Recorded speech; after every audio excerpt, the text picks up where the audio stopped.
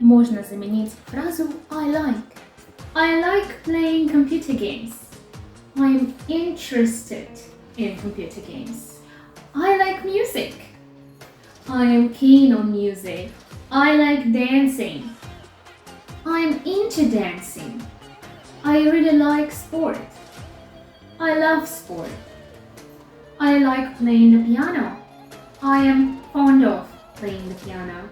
А если вы хотите сказать, что вам что-то не нравится, that you don't like something, тогда просто ко всем этим фразам добавьте not. I'm not keen on, I'm not interested in, I'm not into, I'm not fond of.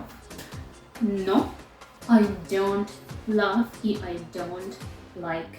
А если вы что-то ненавидите, не выносите, тогда у меня для вас две фразы.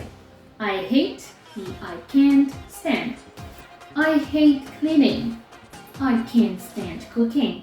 I don't cook, I don't clean, but let me tell you, I got this ring. А еще к этим фразам можно добавлять наречие степени. Например, I really like it. I quite like it. I'm really into music. I'm pretty into watching films.